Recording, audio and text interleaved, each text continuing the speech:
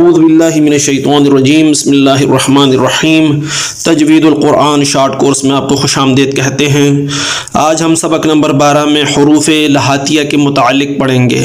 عربی میں لہات گلے میں چھوٹے سے گوشت کے لوتھڑے کو کہتے ہیں۔ اس چھوٹے سے لوتھڑے کو اردو میں کوا اور انگلش میں یوولا کہا جاتا ہے۔ بڑی جنرل سا آرگن ہے گلے میں۔ چونکہ حروف لہاتیہ یوولا کے قریب قریب والے تالو سے ادا ہوتے ہیں، اس نسبت سے ان حروف کو حروف لہاتیہ کہا جاتا ہے۔ یہ حروف کل 2 ہیں، نمبر 1 قاف اور نمبر 2 کیف۔ اگر آپ اپنی انگلی سے اپنے گلے کو ٹٹولے یعنی یوولا کے قریب قریب تالو کے ساتھ اپنی انگلی کو ٹچ کریں تو آپ کو یوولا کے قریب والا تالو انتہائی سافٹ اور نرم محسوس ہوگا، بالکل انگلی اس میں گھسے گی۔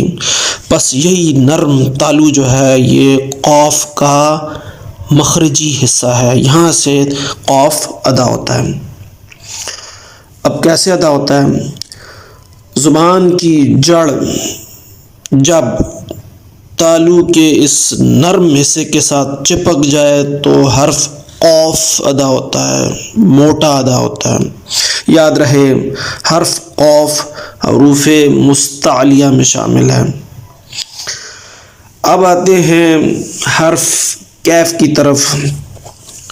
تالو کے نرم حصے سے جسٹ تھوڑا سا آگے تالو کے سخت حصے کی باؤنڈری سٹارٹ ہوتی ہے۔ انگلی سے آپ ٹٹولیں گے تو وہ تالو سخت ہوگا، رجٹ ہوگا۔ یہ سخت تالو دراصل کیف کا مخرج ہے۔ زبان کی جڑ جب تالو کے اس سخت حصے سے ساتھ چپک جائے تو حرف کیف ادا ہوگا، پتلا ادا ہوگا، موٹا ادا نہیں ہوگا۔ اب آتے ہیں چند مثالوں کی جانب۔ پہلی مثال قاف کی، اق، ایق، اوق۔ دوسری مثال کیف کی ہے، اک، اک، اک۔ امید کرتا ہوں حروف لہاتیہ کے متعلق آپ جان گئے ہیں۔